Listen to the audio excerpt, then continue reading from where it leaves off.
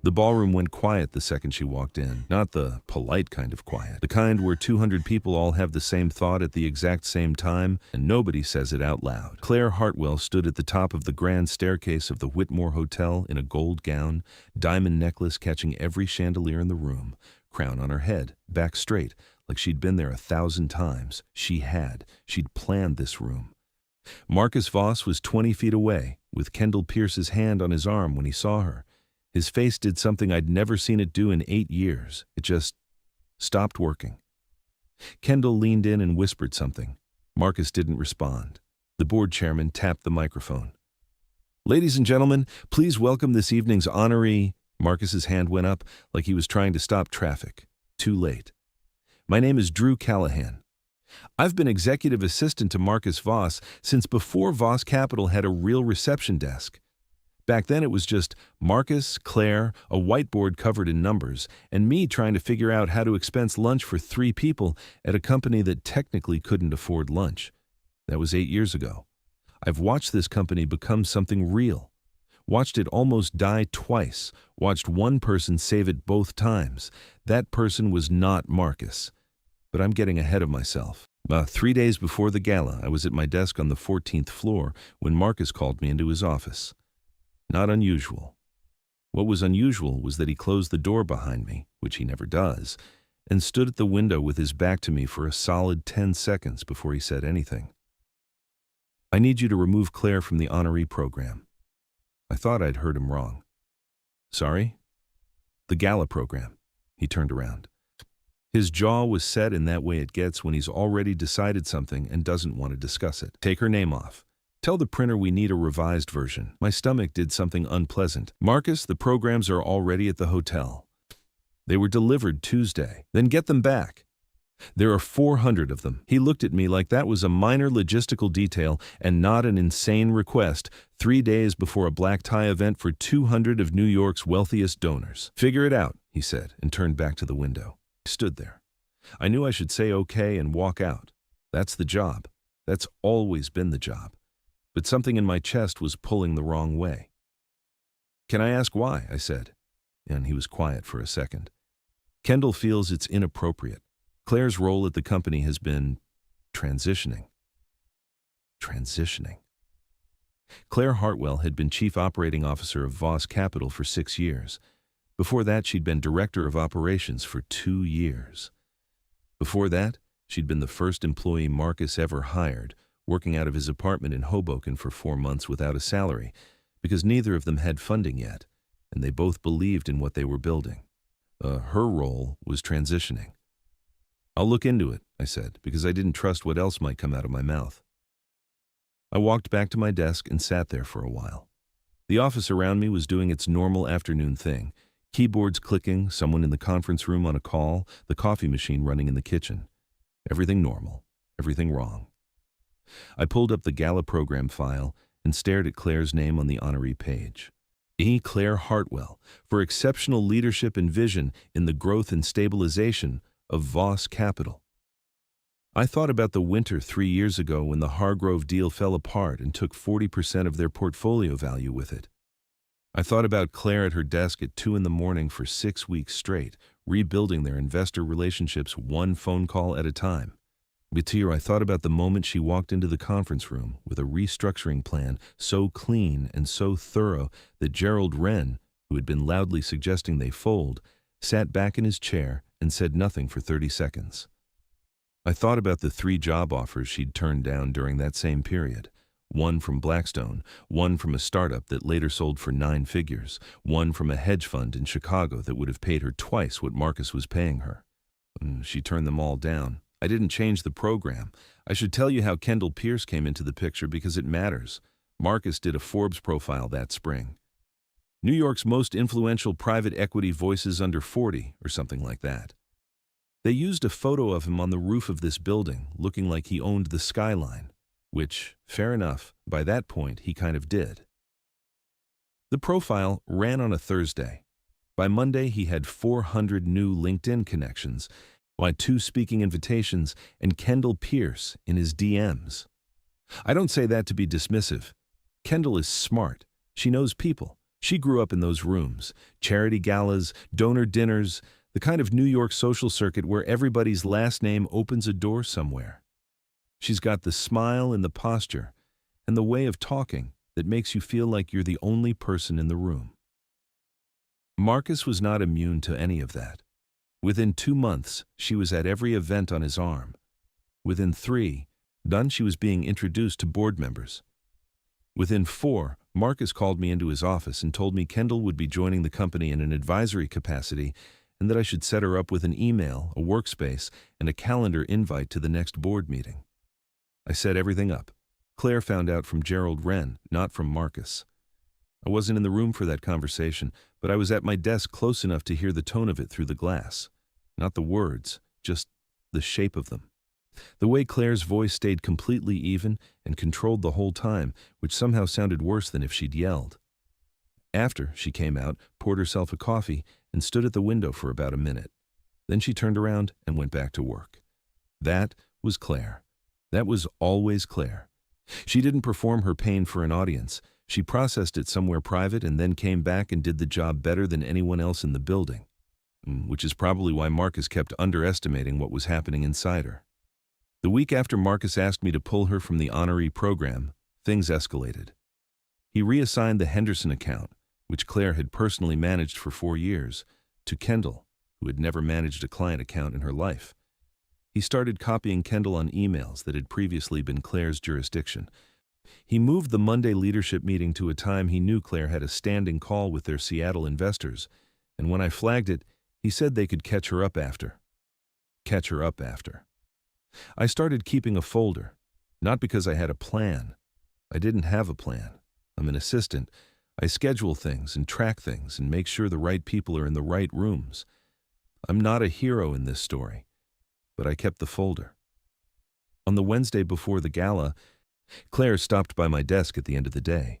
The office was mostly empty. She had her coat on and her bag over her shoulder, and she looked like someone who had been holding something very heavy for a very long time. "Drew," she said, "the honoree program. Did Marcus ask you to change it?" I looked at her. There it was, the question I'd been waiting for and dreading. "He did," I said. She nodded slowly. Her face didn't change. "And did you?" "No," I said. Something moved behind her eyes. Not relief exactly.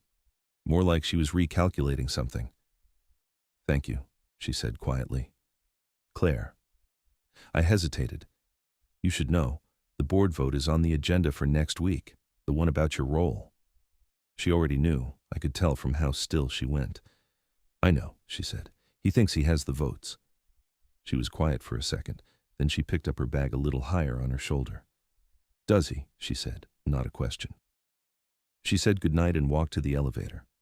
I sat there after she left, the office empty and the city dark outside the windows, thinking about the fact that Marcus Voss, who had built something real with this woman, who owed her more than he would ever fully say out loud, was about to find out exactly what he stood to lose, and he was going to find out in front of 200 people. I got to the Whitmore Hotel 2 hours before the gala started. The ballroom was stunning, the way it always is when Claire puts an event together. Tall floral arrangements with white and gold, crystal on every table, the kind of lighting that makes everyone look like the best version of themselves. She'd been working with the hotel's event team for 3 months on this. Every detail was hers. She arrived at 6:15, an hour before guests, while I was still checking place cards against the seating chart. I heard her heels on the marble before I saw her. When I turned around, she was standing at the top of the staircase in the gold gown. I want to be accurate about this moment because it matters. She looked like someone who had finally decided to stop making herself small. The crown was a piece she'd borrowed from a designer friend, part of the gala's theme, which was actually her idea, a nod to the company's 5-year milestone. She wore it like she'd been wearing crowns her whole life. She walked down the stairs and came over and asked me if the programs were confirmed and whether the audio check had been done, and whether Gerald Wren's dietary restriction had been communicated to catering. Normal Claire, steady Claire. "Everything's set," I said. She nodded, smoothed the front of her gown. "Good," she said. Guests started arriving at 7. Marcus walked in at 7:20 with Kendall on his arm. Kendall was in a red dress. She was laughing at something. a head tilted toward Marcus, hand at his elbow, working the room before she'd even fully entered it. Marcus was scanning the space the way he always does at events, clocking who was there, calculating who mattered. I watched his eyes move across the room. I watched them find the staircase. I watched them find Claire. The laugh on his face finished without him. Kendall felt him stop and looked up, followed his gaze. Her smile didn't disappear. It just went somewhere else. The board chairman was already moving toward the microphone, and Marcus raised his hand like he could stop what was already in motion. He couldn't. The board chairman's name was Owen Stafford. He'd been with Voss Capital since the beginning, not as an employee, but as the kind of early believer who writes a check before there's anything real to write a check for. He was 63, wore the same style of navy suit to every event, and had a handshake that made you feel like the conversation actually mattered. Owen liked Marcus fine. He loved Claire, not in any complicated way, in the way that people love someone who does exactly what they say they're going to do every single time, without needing applause for it. Owen had watched Claire hold this company together with both hands during the Hargrove collapse. He'd been in the room when she presented the restructuring plan, and he'd been the one who called her afterward and said simply, "That was the best thing I've seen in 30 years of this business." So when Marcus approached Owen at the bar, about 40 seconds after spotting Claire on the staircase, I was close enough to hear most of it. "Owen," Marcus kept his voice low and easy, the way he does when he's trying to control a situation without looking like he's trying to control it. "The honoree presentation. I need 5 minutes before it happens." Owen took a slow sip of his scotch. "Program's already been introduced, Marcus." "I understand that. I just need—" "She built this gala." Owen set his glass down. "She's built every gala. I'm not pulling her name off a program she put together herself." Marcus's jaw tightened. "It's a question of optics, given the transition." "What transition?" Owen turned to look at him directly. Not aggressive, just clear. "Has something been announced that I missed?" Marcus didn't answer. Owen picked his glass back up. "Enjoy your evening," he said, and walked toward a group of donors near the floral arrangement by the east wall. I turned away before Marcus could catch me watching. Kendall found me 12 minutes later. I was at the check-in table reviewing the late arrivals list when I felt someone stop beside me. Close. The kind of close that signals intention. "You're Drew, right?" she said. Marcus's assistant?" "That's me," she smiled. It was a good smile. Practiced, but warm enough to make you question whether it was practiced. "I just want to make sure we're all on the same page tonight," she said. "Marcus mentioned there might be some confusion about the program." "No confusion," I said. "Everything's running as planned." Her smile held. "Right, of course." She glanced toward the staircase where Claire was now speaking to a group of board members and their spouses. "She looks beautiful. She said it the way you say something you wish weren't true." "She does," I agreed. Kendall's fingers found the stem of her champagne glass a little tighter. Then she laughed softly, like we'd shared a joke, and drifted back toward Marcus. I watched her go. I thought about what it must feel like to walk into a room and realize, slowly, that the person you thought you'd replaced was never actually gone. Here's what I knew about Claire and Marcus that most people in that room didn't. They'd met in their late 20s at a finance conference in Philadelphia. Not romantic, not at first, just two people who ended up at the same roundtable discussion about alternative investment structures and spent the entire lunch break arguing about portfolio risk in a way that felt, by both their accounts later, like finding someone who spoke the same private language. Marcus had the vision. Claire had the architecture. He could walk into a room and make people believe in something before it existed. She could take that belief and build an actual foundation under it so it didn't collapse the second someone kicked the wall. They needed each other. The company was proof of that. What nobody talked about, but everybody in that office felt, was the other layer under all of it. The way Marcus would find reasons to stop by her office at the end of the day. And the way Claire always had coffee ready when he had an early morning board call without being asked. The birthday dinners that were technically work dinners but somehow always ended up being just the two of them at a corner table somewhere quiet. Nothing ever happened, as far as I know. But nothing not happening can sometimes be its own kind of story. When Kendall arrived, that story got pushed into a drawer, and I think what hurt Claire most wasn't being replaced. It was watching Marcus act like the drawer had never existed. About 40 minutes into the cocktail hour, I found Claire near the windows on the east side of the ballroom, taking 30 seconds alone with a glass of water. "How are you doing?" I asked. "I'm fine," she said. "Claire." She looked at me sideways. The corner of her mouth moved, not quite a smile. "I'm terrified," she said quietly. "And I'm also completely fine." Both things. I understood that. "The board members," I said, on keeping my voice low. "Did you talk to all of them?" "I talked to the ones I needed to talk to," she said. "And?" She took a sip of water, set the glass down on the window ledge. "Gerald flipped," she said. "Gerald Wren. The board's most stubborn vote, the one Marcus had been counting on." My chest did something that might have been relief. "When?" "Tuesday. He called me." She straightened the front of her gown. "He said he'd been reviewing the last 6 years of performance reports. Said he wanted to know whose decisions were actually behind the numbers." She paused. "I sent him the documentation." "All of it?" "All of it." I thought about that folder I'd been keeping, the reassigned accounts, the meeting times, the program change request. I'd sent it to her 2 days ago, quietly, with no subject line. She hadn't acknowledged it directly. "The folder helped," she said now, without looking at me. I nodded. We stood there for a moment in the noise of the room. It's the clink of glasses and the low current of 200 conversations happening at once. "He's going to try to say something tonight," I said, "before the presentation." "I know. What do you want me to do if he does?" She picked up her water glass again, looked out at the room, at the tables she'd designed, the flowers she'd chosen, the lighting she'd approved, the guest list she'd curated over 3 months of careful relationship management. "Nothing," she said. "I don't need you to do anything." She said it without any edge, just matter of fact. "This is my room, Drew. It's always been my room." He just forgot that for a while. Dinner was served at 8. Marcus and Kendall were at table 1, center of the room, which was also Claire's doing. She'd placed them there weeks ago when she built the seating chart, before any of this, because it was the right seat for the host of the event, and Marcus was technically still that. And I noticed Kendall rearranging her chair slightly so she could keep the staircase in her sightline. I noticed Marcus barely touched his food. Gerald Wren arrived at the table around 8:30, bent down, and said something to Marcus that I couldn't hear. Marcus went very still. Gerald straightened up, adjusted his jacket, and walked back to his own table without waiting for a response. Kendall leaned in. "What did he say?" Marcus picked up his wine glass, put it down without drinking. "Nothing," he said. Owen Stafford took the microphone at 9 o'clock. The room settled. Servers stepped back.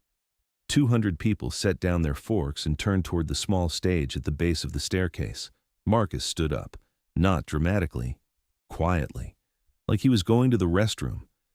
But he moved toward the stage, and I saw the intention in it, and my pulse jumped. He was going to intercept Owen, going to ask for the mic, going to say something about a program update, a change in the presentation, a brief word from the host first. Something. I moved. I don't know why. It wasn't my job, it wasn't my place. But I crossed the room and stepped into his path, not blocking him, just existing there, in the way, with a clipboard I'd grabbed from the check-in table, and said quietly, "Marcus, there's a catering issue in the back hallway. They need you." He looked at me. He knew. I kept my face completely neutral. For 3 seconds he didn't move. The microphone feedback hummed softly. Owen was shuffling his notes. Marcus looked toward the stage, looked at me, looked toward Claire, who was standing at the bottom of the staircase with her back straight and her hands relaxed at her sides, waiting. He sat back down. Owen leaned into the microphone. "Good evening, everyone. On behalf of the Voss Capital Board of Directors, I want to thank you all for being here tonight to celebrate 5 years of something genuinely remarkable." He paused. "We have a lot of people to thank for where this company stands today. But there is one person in particular whose contributions go beyond any title on a business card. Someone who, more than once, when this company was in real danger, chose to stay when she had every reason to leave. The room was quiet. She built the systems we run on. She managed the relationships in this room. She turned down 3 offers from our competitors because she believed in what we were doing here. Owen looked up from his notes. She is the reason there is a here to celebrate. He smiled. Ladies and gentlemen, please welcome this year's honoree and the truest architect of Voss Capital, Claire Hartwell. The applause started somewhere in the back and rolled forward like a wave. Claire walked up the 2 steps to the stage. Owen handed her the award, a glass piece, simple, non-heavy, and shook her hand with both of his. She turned to face the room. I looked at Marcus. His hands were flat on the table. Kendall had stopped leaning toward him. She was sitting perfectly straight, champagne glass untouched, watching Claire the way you watch something you don't know how to compete with. Claire held the award at her side, not raised up, just held, like it was something she'd earned and didn't need to show off. She looked out at the room. When her eyes moved across table 1, they didn't stop. "Thank you," she said into the microphone. Her voice was steady, clear, the voice of someone who had been carrying something heavy for a long time and had just, very quietly, set it down. "I love this company. I always have. And I'm not done." The applause came back louder. Marcus looked at his plate. Somewhere in the back, near the top of the staircase, I caught a glimpse of Gerald Wren, standing, clapping, and the 4 other board members beside him doing the same. 5 votes. Marcus had needed 5 votes to push Claire out. All 5 of them were on their feet. The applause was still going when Marcus stood up and walked out of the ballroom. Not storming out, not dramatically, just standing, buttoning his jacket with 2 precise movements and walking toward the side exit like he had somewhere to be. Kendall watched him go for a second, then arranged her face into something pleasant and turned to the woman at the next table and started a conversation about nothing. I've thought about that moment a lot since, the way she pivoted so smoothly, like she'd practiced for the possibility of being left alone in a room. I gave it 4 minutes and then followed Marcus. I found him in the hallway outside the ballroom. The noise from inside came through the walls as a low hum, applause fading into conversation, the clink of glasses starting again, the band warming up. Out here it was marble floors and sconce lighting and the kind of quiet that feels loud after 200 people. Marcus was standing at the window at the end of the hall, hands in his pockets, looking at the city. I stopped a reasonable distance away. "You need anything?" I asked. He didn't turn around. "How long have you known?" he said. I didn't pretend not to understand the question. "Known what? Specifically?" "The votes." He turned then. His face was controlled, but something behind his eyes was working hard. "Gerald. The others. How long have you known she had them?" "I didn't know she had them," I said. "I suspected she was working on it." "And you didn't tell me?" I held his gaze. "No." He looked at me for a long moment. I couldn't tell if he was angry. It didn't feel like anger exactly. It felt like a man standing in a hallway, realizing he'd miscounted something important. "You've been with me 8 years," he said. "I have. And you went around me." "I didn't go around you," I said. "I just didn't help you do something I thought was wrong." The words sat there between us on the marble floor. Marcus looked back toward the ballroom door. Through it, muffled, I could hear Owen's voice wrapping up the formal program, transitioning to the band, the evening moving on without us. "She's not going to make this easy," he said, not to me really, more to the window. "I don't think she's trying to make it hard either," I said. "I think she's just done making it easy for everyone else." He didn't respond to that. I went back inside. The board meeting was scheduled for the following Thursday. In the days between the gala and that Thursday, the office had a particular kind of tension that I've only felt a few times in my life, the kind where everyone knows something is coming and nobody talks about it directly, where people are careful about where they sit in meetings and who they walk to the elevator with, and whether they forward that email or let it sit. Kendall came in on Monday and Tuesday. She had the workspace Marcus had set up for her, a glass-walled office near the northwest corner that had previously been used for client meetings. She sat at her desk and took calls and smiled at people in the kitchen and acted like everything was completely normal. Claire came in every day that week. She ran her 9 o'clock check-in with the operations team. She reviewed the Henderson account materials, which, quietly, had been moved back to her jurisdiction after the Henderson clients themselves called Marcus's office and specifically requested her continued involvement. I took that call. I made sure Marcus saw the message. She had lunch with Gerald Wren on Wednesday. I didn't know what they talked about, but Gerald came back looking settled in a way he hadn't looked in months. On Wednesday afternoon, Kendall appeared at my desk. She sat down in the chair across from me, the guest chair, which nobody ever uses because it's a little too low and makes you feel like you're being interviewed, and crossed her legs and looked at me like we were having a casual chat. "Can I ask you something?" she said. "Sure." "What does Claire actually want?" I looked up from my screen. "From the company," Kendall added. "Like, is she trying to push Marcus out? Is this about money? What's the end game?" I thought about how to answer that. "I think she wants to keep doing her job," I said. Kendall's head tilted slightly. "That's it?" "That's it." She was quiet for a second, tapped one finger on the arm of the chair. "Marcus thinks she's doing this to punish him," she said. "I know he does." "You don't think so?" "I think Claire has been focused on this company since before Marcus started thinking about optics," I said carefully. "I don't think this is personal for her." Kendall looked at me for a long moment. "It's personal for him," she said quietly. I didn't answer that. She stood up, smoothed her dress, and went back to her office. I sat there thinking about what she'd just told me without meaning to. That Marcus's real problem wasn't strategy or board votes or company performance. It was something older and harder to fix than any of that. Thursday morning arrived gray and cold. The board meeting was at 10. By 9:15, the conference room on the 22nd floor, the big one, with the long table and the city view that Marcus loved for exactly this kind of moment, was already filling up. I had set up the room the night before. Water glasses, printed agendas, the presentation on the main screen. Normal prep. Except the agenda had been updated twice in the past 48 hours. Ian, the final version, the one I'd printed and placed at every seat, reflected changes that Marcus had not signed off on. Gerald had sent me the revised version Tuesday evening. I printed what Gerald sent me. Marcus arrived at 9:50 with Kendall, which itself was a statement. Kendall was not a board member. She had no vote. Bringing her into that room on that morning was Marcus telling everyone exactly who he thought was in charge. Claire arrived at 9:55. Alone. Dark blazer, a hair pulled back, the folder she'd been carrying all week under her arm.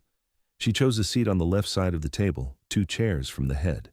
Not the head, not a power play, just a clear, stable position.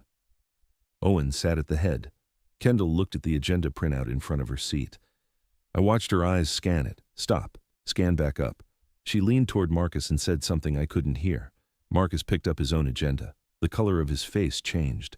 The first item, which should have read Review of Executive Role Restructuring Proposal, now read Review of COO, Performance Documentation and Retention Proposal. Someone had flipped the entire framing of the meeting. Owen called the meeting to order at 10 o'clock. "We have a full agenda," he said, "so let's move efficiently. First item." He looked down. "Gerald, you requested the floor on the retention proposal. Go ahead." Gerald straightened in his chair, but he had the energy of a man who had made a decision and was at peace with it. "I'll be brief," Gerald said. "Over the past 2 weeks, I've done a thorough review of performance attribution across the last 6 years. Revenue generation, client retention, operational decisions, risk management during the Hargrove period." He opened his folder. "What I found was a consistent and significant pattern. The decisions that drove the best outcomes for this company were, in the large majority of cases, not traceable to Claire's recommendations and implementations." He slid copies of a summary document to the people on his side of the table. "I'm proposing we formalize that with a contract extension and a title adjustment, effective immediately." Marcus's hand went flat on the table. "Title adjustment," he said. His voice was perfectly even. "What title?" Gerald looked at him. "Co-Chief Executive Officer." The room went very still. Not silent. You could still hear the city outside. Then a phone somewhere down the hall, the ventilation system doing its quiet work, but the particular human stillness of a room full of people recalibrating at the same time. Kendall's chair made a small sound against the floor. Marcus turned to look at Claire. She was looking at Owen, not at him. Her hands were folded on top of her folder. Her expression was the same one she'd had at the gala, at the window, in the hallway. Settled. Patient. Like she'd already done the work and was simply waiting for the room to catch up. "This is a board discussion," Marcus said carefully. "Not a, this needs proper process. There are procedures. The procedures are in the packet," Gerald said. "I had counsel review it." "Marcus." Owen's voice was quiet, but it had weight. "The floor is open. You can make your case." Marcus looked around the table. I watched him count. I watched him realize what I'd already known by Wednesday evening. Because he didn't have 5 votes. He didn't have 4. He looked at Kendall. She was looking at the table. There was nothing she could do for him in this room, and they both knew it, and the knowing of it was written across both their faces in different ways. His tight and working, hers carefully blank. He looked at Claire again. This time she met his eyes. Hers said nothing hostile, nothing triumphant. They just said, "I'm still here. I was always going to still be here." Marcus sat back in his chair. Fine," he said. Quiet, flat. "Call the vote." Owen called the vote. 5 in favor, 2 abstaining. Marcus didn't vote. The motion carried.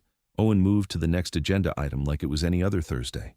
The room exhaled slowly and followed him into the next business. I was standing near the door with my laptop, taking notes the way I always do, when Claire's phone buzzed on the table in front of her. She glanced at it, turned it face down. After the meeting ended, as people filed out, I ended up walking to the elevator with her. We stood waiting in the quiet of the hallway. "How do you feel?" I asked. She thought about it for a second. Actually thought about it, which Claire always does. She doesn't give you the automatic answer. "Tired," she said, "and really, really hungry. I didn't eat breakfast." I laughed. Couldn't help it. The elevator came. We got in. "Drew," she said as the doors closed. "Yeah. Thank you. For the folder. For Monday night. For all of it." "You did the work," I said. "I know." She looked at the elevator doors. "But it's different, having someone see it." The elevator went down. Marcus didn't come back to the office that afternoon. Kendall left around 1. She stopped at my desk on her way out, bag on her shoulder, coat already on. She looked like someone who had made a quiet decision about something. "Is he going to be okay?" she asked. I didn't know who she was asking about exactly, or whether she was asking me or asking the air. "I think so," I said. "Eventually." She nodded once. Then she walked to the elevator and pressed the button and stood waiting with her back straight and her eyes forward. The door opened. She stepped in. The door closed. I didn't see her in the office again after that.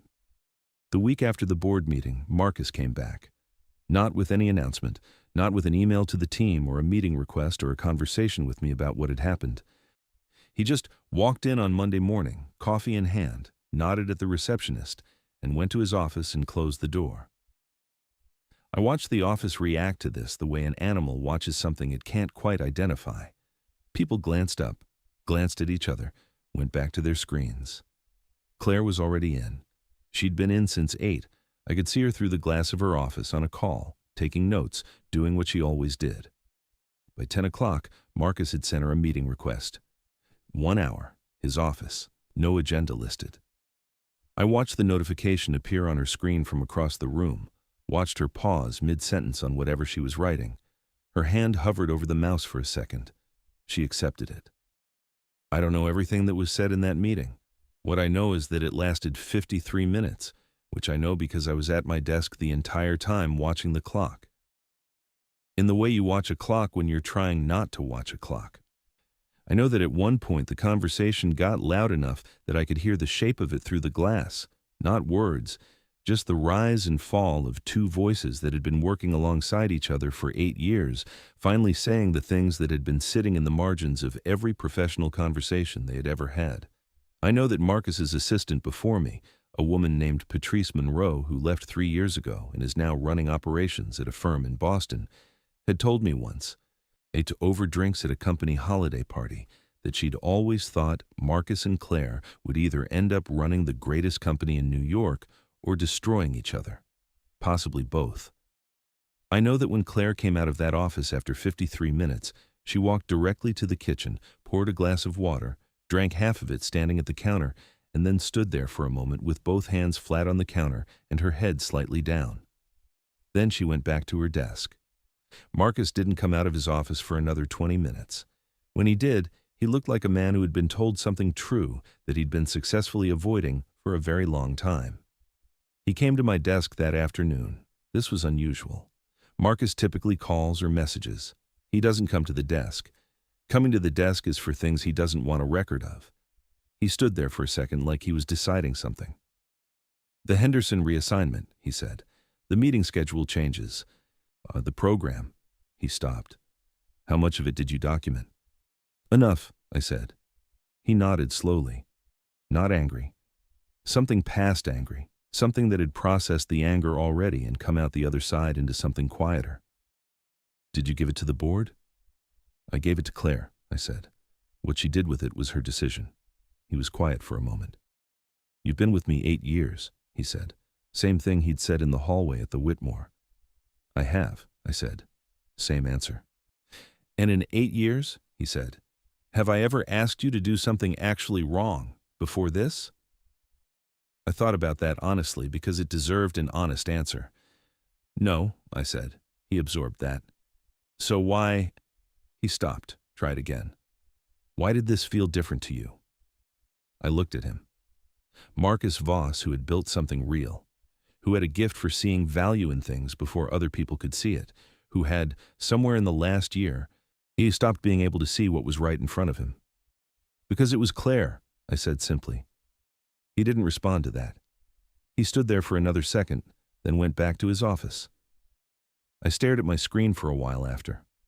The office moved around me. A courier arrived with documents. Someone's phone rang 3 times and went to voicemail. The coffee machine ran. I thought about the night of the gala, Claire at the top of the staircase, the room going quiet. I thought about the fact that Marcus had looked at that moment, that specific, undeniable moment of a room full of people recognizing what Claire was, and his first instinct had been to raise his hand and try to stop it. What does it mean when someone tries to stop a room from seeing the truth? I didn't have a clean answer for that, but I knew it had something to do with why the 53-minute meeting had sounded the way it sounded. 2 days later, Owen Stafford asked me to lunch. This had happened maybe twice in 8 years. Owen is not a lunch person. He's a conference room person, a phone call person, a brief and purposeful email person. So when he suggested a place 3 blocks from the office and said it was informal, I understood it wasn't informal. We sat at a corner table. He ordered the soup. I ordered whatever I ordered. I don't remember. "You've been here a long time," he said. 8 years, I said. I was starting to feel like that was my entire identity. You've seen this company from the inside. You know where all the walls are." He broke a piece of bread without eating it. "I want to know what you think happened." I was careful. "With Marcus and Claire?" "With all of it," he said. "The last year, how we got here." I thought about how to say it. I'm not an analyst. I don't give presentations. But I'd spent a year watching something unfold from close range, and I had a clear enough picture of it. "Marcus started believing his own press," I said. "The Forbes thing. The speaking invitations. He started thinking the external version of himself was more real than the internal one. And Kendall fit the external version. She understood that world. Claire understood the actual work, which started feeling less exciting than the image. Owen was listening in the way Owen listens, completely still, no expression, all attention. "So he started moving Claire to the side," I said, "not because she'd done anything wrong, because she reminded him of what the company actually was before the profile and the gala invitations, before it was glamorous." I paused. I think that felt uncomfortable to him. Owen nodded slowly. "And Claire?" "Claire just kept doing the work," I said. "And when she realized what was happening, she did something about it. Quietly. Thoroughly." I hesitated. "The way she does everything." Owen looked at his soup. "She's extraordinary," he said. Not like it was a revelation. Like he was confirming something he'd always known. "Yeah," I said. "Marcus knows that too," Owen said. "That's actually the problem, isn't it? It wasn't a question, but I nodded, because that was exactly it. That was the whole thing in one sentence. Marcus knew exactly what Claire was. He'd always known. And somewhere in the past year, instead of that knowledge making him hold on tighter, it had made him feel like he was standing too close to something that outshone him. A man, instead of growing toward it, he'd tried to dim it. People do that sometimes. It doesn't make them villains. It just makes them human in a particular kind of sad way. The first 2 weeks of the new structure were careful. Co-CEO means different things in different companies. In some places, it's a genuine partnership. In some places, it's a transition title, a way of moving someone out slowly. In some places, it's a battlefield. At Voss Capital, it was, in those first 2 weeks, a very long, a very controlled exhale. Claire took on client strategy and operations, which was what she'd been running anyway. Marcus retained external partnerships and investor relations, which was where his actual gift lived. On paper, it was clean. In the room, it was 2 people learning how to occupy the same space after one of them had tried to make the space smaller. They were professional. Completely professional. The kind of professional that takes real effort. I noticed small things. The way Marcus would start a sentence in a meeting and glance at Claire before finishing it, which he'd never done before. The way Claire would credit him specifically on the investor calls. Marcus's instinct on this was right, in a way that was genuine but also deliberate, like she was building something instead of burning it. I noticed the morning Marcus held the elevator for her and she said, "Thank you." And they rode up together in silence. And it wasn't a bad silence, small things. But they mattered. 3 weeks into the new structure, Kendall Pierce called me. I stared at her name on my phone screen for 2 rings. "Drew," she said when I picked up, "I know this is strange." "A little," I said. "I'm not going to make this a thing," she said. "I just wanted to say, I saw what you did at the gala, stepping in front of Marcus like that." A pause. "That was for her." "I was doing my job," I said. "You were doing more than your job." I didn't argue with that. "She's good," Kendall said. Not sad exactly, more like someone who had looked at something clearly and was reporting what they saw. At all of it. The work, the people, the room. All of it. "She is," I said. "He knew that," Kendall said. "He knew it the whole time. I think that's why he—" She stopped. I waited. "Never mind," she said. "I don't have a clean ending for that sentence." "Nobody does," I said. She laughed once, short and real. "Take care of yourself, Drew," she said. "You too," I said. She hung up. I sat at my desk and thought about the sentence she hadn't finished. He knew it the whole time. I think that's why he tried to diminish it, maybe. Tried to reroute around it. Tried to build something shinier on top of it so he didn't have to reckon with what it meant that the person who made his company real was not him. I thought about Claire in the elevator that morning. It's different, having someone see it. Seeing someone, really seeing them. Not as a function or a convenience or a reflection of your own success. Just seeing them. Marcus had stopped seeing Claire, and Claire had spent a year deciding what to do with being invisible to someone who had once looked at her like she was the most interesting person in any room. What she did with it was turn visible again, on her own terms, in her own time. In a gold gown at the top of a staircase she had planned herself. On a Friday afternoon, 4 weeks after the board meeting, I was packing up my bag to leave when Marcus knocked on the open door of his own office, which he uses as a way of signaling he wants to talk but isn't pulling rank, and said, "You got a minute?" I went in. He was sitting on the edge of his desk rather than behind it, which is the other signal. He waved at the chair across from him. I sat. He was quiet for a second, looking at his hands.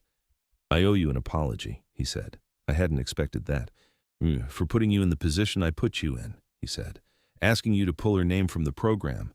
The other things." He looked up. That wasn't right. And I knew it wasn't right when I asked. He stopped, pressed his lips together. I was trying to manage something I didn't know how to manage. I looked at him. In 8 years, I'd seen Marcus Voss close deals that seemed impossible. I'd seen him talk a board member off a ledge at 11 at night over the phone. I'd seen him deliver bad news to a room full of investors without flinching. I'd never seen him sit on the edge of his desk and admit he'd been wrong. "I appreciate that," I said. She deserved better, he said, from me, from all of this. He looked out the window. She still does. The city was doing its late afternoon thing outside the glass, gold light on the buildings, shadows getting long. She knows what she's worth, I said. She always has. He nodded. That's the thing about Claire, he said quietly. She never needed me to tell her. He paused. I think I forgot that for a while. Thought it meant she needed me less. He shook his head. Doesn't work that way, does it? No, I said, it doesn't. He was quiet again. Outside, the light shifted. The shadows moved. She's going to be extraordinary at this, he said, not bitterly, just as a fact, delivered by someone who had always known it and was finally out loud saying so. Yeah, I said. So am I, he said, and then, unexpected, we both are. That was always true. I just couldn't see it when I was standing too close. I stood up. Marcus, I said. He looked at me. For what it's worth, I think the company is better right now than it's ever been. He thought about that. Ask me again in a year, he said, but the corner of his mouth moved. I picked up my bag and walked out. It was a Tuesday, about 5 weeks after the board meeting.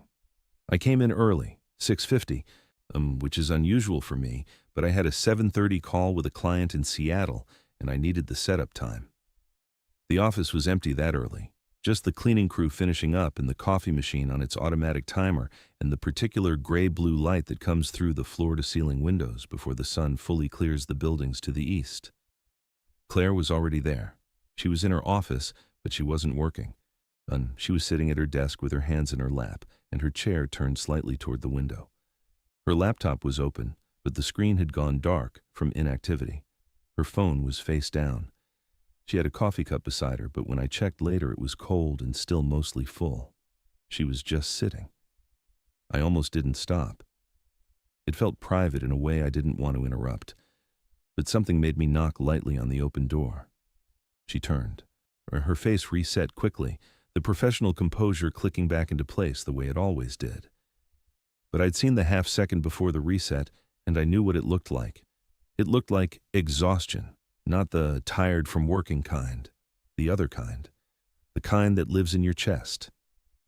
You're in early, she said. Seattle call, I said. You okay? Fine, she said. Then she looked at me and seemed to decide something. No, not entirely.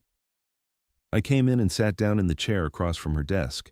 The city outside was doing its early morning thing, just starting to wake up, buses moving on the avenue below, a few figures on the sidewalk. What's going on? I said. She was quiet for a moment, turned her coffee cup a quarter turn on the desk. Do you ever do something the right way? She said slowly.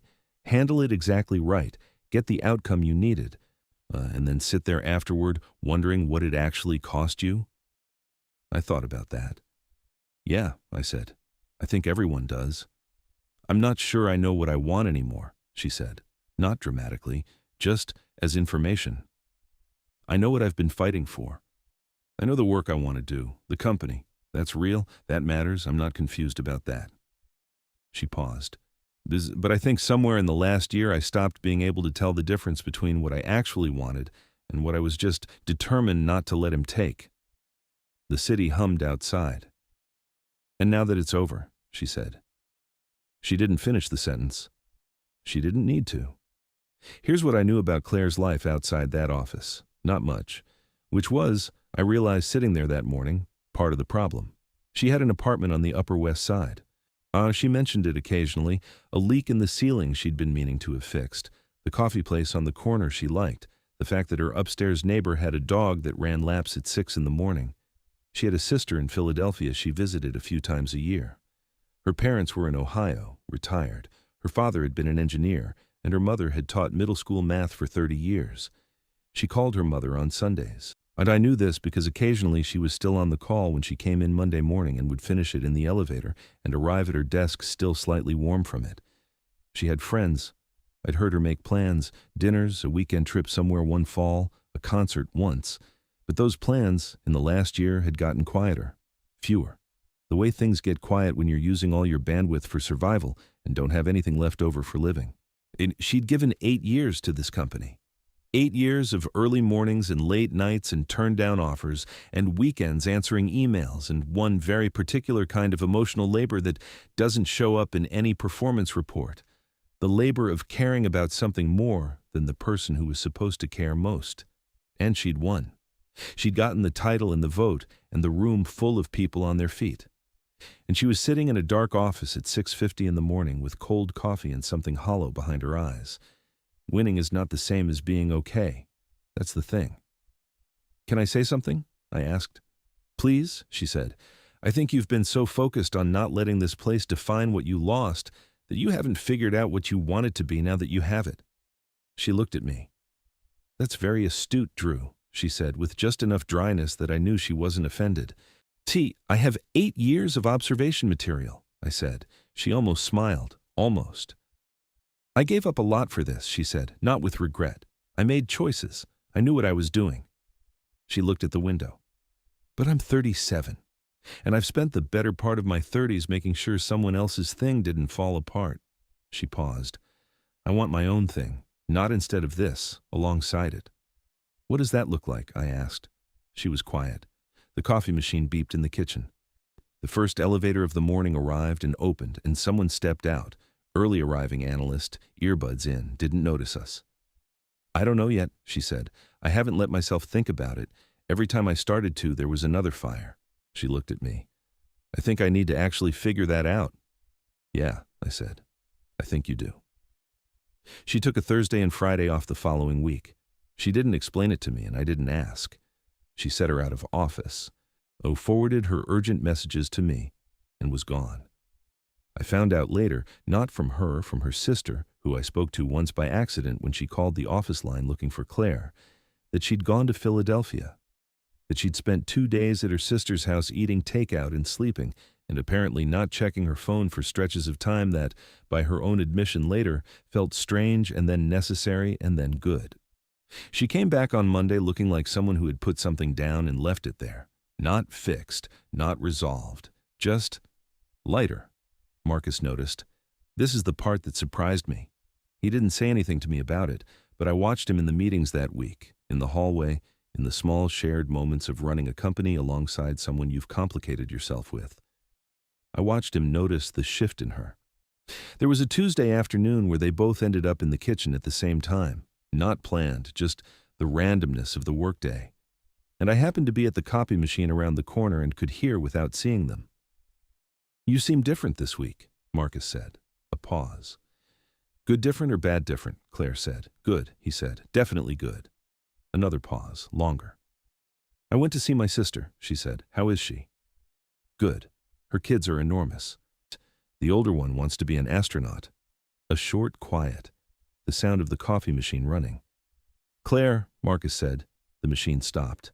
"I'm sorry," he said. "I need to say that clearly, and I need you to actually hear it, not as a professional courtesy, not as a—" He stopped. "I was wrong about what I did. I was wrong about why I did it, and you deserved better than what I gave you." The copy machine hummed beside me. I didn't move. "I know," she said. Her voice was quiet, not cold, not warm, somewhere honest. "That's all you're going to give me?" he said. "What do you want me to give you, Marcus?" "I don't know," he said. "Something." A long pause. "I'm not angry anymore," she said. I think I was. For a while I was very angry, and I put all of it into the work because that's what I do. But I'm not now. Another pause. "What I am is very tired of my life being organized around you, in either direction. Whether I'm fighting for you or fighting you, either way, it's still about you." Silence. "That's fair," he said quietly. "I'm not saying it to hurt you," she said. "I'm saying it because I think we can actually work together, be good at this together. But I need it to be about the work. Just the work." The coffee machine beeped. "Okay," Marcus said, a word that carried more weight than its 2 letters should. "Okay," she said. I heard the soft sound of a cabinet closing and footsteps going in opposite directions, and then the kitchen was quiet. I stood at the copy machine for another minute. Then, I went back to my desk and thought about what it takes to say my life can't keep being organized around you to someone who has occupied the center of it for 8 years. What it takes is a Thursday and a Friday in Philadelphia and 2 days of takeout and sleep and leaving your phone alone. What it takes is deciding that winning is not the same as being free and that you want both. The following Monday, Claire sent a company-wide email. It was short, 3 paragraphs. It announced a new internal initiative, a mentorship program for junior analysts with a specific focus on women in the early stages of their finance careers. It had funding attached, a timeline, a structure. It had clearly been thought through over more than just a weekend. At the bottom it said, "If you're interested in being involved, my door's open." By noon, she had 14 responses. By end of day, it was 22. I printed the list and put it on her desk. And she came by and looked at it and stood there reading the names. Her hand rested on the paper for a moment. Then she looked up and caught me watching. "Stop it," she said. "I'm not doing anything," I said. "You're doing the thing," she said. "What thing?" "The proud thing. The face," she pointed at me. "Stop it." I looked back at my screen. "I have no idea what you're talking about." I heard her laugh, short and real. She picked up the list and went back to her office. That evening, I stayed late finishing up the month-end reports. By 7:30, the floor was mostly empty. Just me, a light on in Marcus's office, a light on in Claire's. Around 8, I heard footsteps in the hallway and looked up.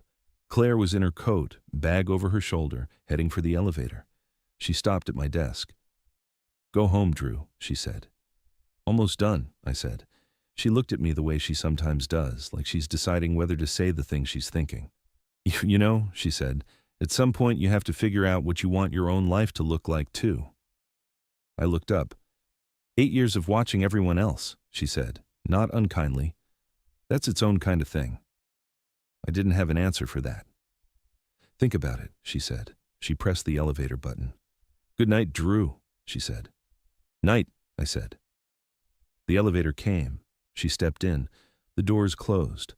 I sat there in the quiet of the empty office, the city doing its nighttime thing outside the windows, and thought about the fact that Claire Hartwell, who had just spent a year fighting for her place in a company she had helped build, who had won, who was still figuring out what winning actually meant, who had just launched something new out of her own initiative on a Monday morning, had taken 30 seconds on her way out the door to turn the question back on me. That's the thing about people who are genuinely extraordinary. They can't help it. It just comes out of them sideways when you're not expecting it. I closed my laptop at 8:15. I went home. 6 months later, the office felt like a different place. Not physically. Same 14th floor, same floor-to-ceiling windows, same coffee machine that took 3 minutes longer than it should. Same view of the city doing its endless thing outside the glass. But different in the way a room feels different when the tension that's been living in it finally leaves. Like the walls have more space in them, like the air moves easier. I noticed it in small things first. The Monday morning check-ins that used to feel like everybody calculating whose side to be on. They were just meetings now. People talked, disagreed, moved on. The conference room on the 22nd floor got used for actual work instead of political positioning. The kitchen had conversations in it again. Patrice Monroe, my predecessor, called me around that time. When she does that occasionally, checks in, asks how the place is running, tells me about Boston like she's trying to convince herself she doesn't miss New York. "How's the temperature over there?" she asked. "Comfortable," I said. She was quiet for a second. "That's new," she said. "Yeah," I said. The mentorship program held its first official session on a Wednesday evening in the large conference room. Claire had spent 3 months building it out properly, not just a speaker series, not just a networking event, an actual structured program, 8 junior analysts, 6 months, real access to real work, real feedback from people who had done the thing they were trying to do. She'd recruited 4 mentors from inside the company and 3 from outside. One of them was a woman named Diane Okafor, who ran her own fund out of Chicago, who Claire had known for years, who had been one of the people who'd offered Claire a job during the Hargrove period. I set up the room. Water, was notepads, the projector, normal setup, But I took a little more care with it than usual, arranged the chairs in a circle instead of classroom style, the way Claire had asked, made sure the lighting was right. The 8 junior analysts started arriving at 5:50. They came in the way people come into rooms they've been told are important, a little quiet, a little careful, looking at each other for cues. Claire arrived at 5:58. She came in without ceremony, set her bag down. I poured herself water and pulled her chair into the circle. "Okay," she said. "Let's start with something simple. I want everyone to tell me one thing you're good at that you think nobody in this building has noticed yet." A silence. Then one of the analysts, young woman, 2 years out of college, had been quietly turning in some of the best research notes I'd seen in years, said, "I'm really good at finding the thing everyone else is ignoring in a data set." Claire looked at her. I've noticed," she said. The young woman's face did something unguarded and real. The session ran 90 minutes. I wasn't in it. I had my own work to finish, but I could see through the conference room glass for part of it. 8 people sitting in a circle with Claire Hartwell, leaning in, talking, actually talking. Diane Okafor arrived at 6:30. She knocked on the glass, waved at Claire, took her seat in the circle. Didn't perform her entrance, just joined. I watched for a minute through the glass, then I went back to my desk. Marcus came in around 7 that evening, late even for him, and passed the conference room on his way to his office. He slowed down when he saw it, stood at the glass for a moment. I watched him watch it. He stood there long enough that I started to wonder what he was thinking. Then he turned and saw me looking at him, and we did the thing where we both quickly looked away. He came to my desk. "The program," he said. "How many applicants for the next cycle?" 31, I said. "Applications closed last week." He nodded, looked back toward the conference room. "She always had this in her," he said. Not to me exactly, just out loud. The ability to make people feel like they were worth paying attention to. I looked at him. "Yeah," I said. "She did." He stood there for another second. "I wasted a year trying to manage something I should have just—" He stopped, shook his head. Anyway," he went to his office. I sat there thinking about the word anyway and all the things it was carrying. The Henderson client, the one Marcus had reassigned to Kendall, the one that had come back to Claire by the client's own request, came in for their annual review that fall. His name was Robert Whitfield. 60, silver-haired, the kind of man who had been successful long enough that he didn't need to perform it anymore. He'd been with Voss Capital for 4 years. Claire had managed his portfolio personally for all 4.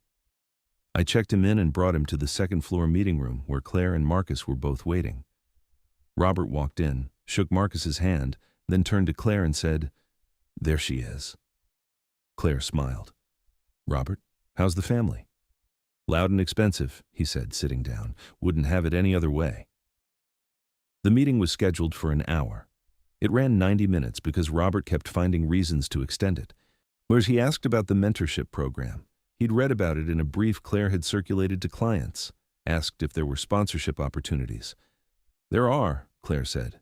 "Put me down," he said, without asking what it cost. Marcus was quiet through most of the meeting, not subdued, contributing when it was his area, asking the right questions. But I noticed the way he watched Claire run the room, the way Robert addressed his questions primarily to her, not because he was ignoring Marcus, but because 8 years of relationship had built a specific gravity. After Robert left, Marcus and Claire walked back toward their offices. I was close enough to hear. "He didn't ask about the restructuring," Marcus said, meaning the co-CEO change. "Didn't bring it up at all." "I know," Claire said. "Doesn't that bother you that he just took it in stride?" "No," she said simply. "Why would it?" Marcus was quiet for a step. Because it means he never saw the company the way I thought he did," Marcus said. "He didn't see Voss Capital. He saw Claire Hartwell." She stopped walking. He stopped too. She looked at him with an expression I hadn't seen from her before. Not soft exactly, not hard, something honest. "Marcus," she said. "Some of them always did." She said it without any sharpness, just as information, the way she delivers the things that are true and have always been true and don't need decoration. He stood with that for a second. Then he nodded. "Once." "Yeah," he said. "I know." They walked back to their offices. I want to tell you about one more moment, the last one worth telling. It was a Friday evening in early winter. Most of the office had cleared out by 6. I was finishing up end-of-week reports, the kind of work that's just familiar enough to do with half your brain while the other half wanders. Claire stopped by my desk at 6:15, coat on, bag on her shoulder. And the same way she'd stopped by that evening months ago when she'd told me to figure out what I wanted my own life to look like. "Plans tonight?" she asked. "Dinner with a friend," I said. "First time in a while." Her face did the thing. "Good," she said, like she meant it. "You?" I asked. "My sister's in town," she said. "We're going to that Italian place on Amsterdam she's been asking about for 2 years. The one with the wait. I made a reservation," she said, 3 weeks ago. I laughed. She picked up her bag a little higher, looked around the office the way she sometimes does at the end of the day, just a quick sweep taking it in. "Drew," she said. "Yeah." "You're good at this job," she said. "You know that. But more than the job." She paused. "You were a good person in a situation that made it easy to be something else. That matters." My throat went a little tight. "I was just doing what seemed right," I said. "That's what I said," she said. She smiled. It was a real one. Used the kind that takes over her whole face for a second before she reins it in. I didn't see it often. It was worth waiting for. "Have a good weekend," she said. "You too," I said. She walked to the elevator, pressed the button. The doors opened almost immediately, like they'd been waiting. She stepped in, turned around. For just a second, before the doors closed, she looked back at the office. At the windows and the city and the space she'd built and fought for and almost lost and won and was still, every day, making into something worth the fight. Then the doors closed. I sat for a minute in the quiet. Outside, the city was doing its Winter Friday thing. Lights coming on in the buildings across the avenue, people moving on the sidewalk below, collars up against the cold, going toward whatever was waiting for them. I closed my laptop, turned off my desk lamp, put on my coat, and I thought about what Claire had said months ago, sitting in a dark office with cold coffee and the weight of a year in her chest. I'm not sure I know what I want anymore. She knew now. I could see it in the way she moved through the office, in the circle of chairs on Wednesday evenings, in the reservation made 3 weeks in advance, in the real smile that took over her face before she reined it in. She knew. And Marcus, who had chosen shine over substance, image over the real thing, and paid the full price for it, was slowly, honestly learning the difference. And the company that almost came apart at the seams because one person forgot what they were standing on was still here. Solid. Real. Built on 8 years of Claire Hartwell showing up and doing the work and deciding, when it mattered most, not to disappear. I pressed the elevator button. The doors opened. I went home. 6 months after the board vote, Voss Capital posted its strongest quarterly performance in company history. The mentorship program expanded to 3 cycles per year. Robert Whitfield became its first major sponsor.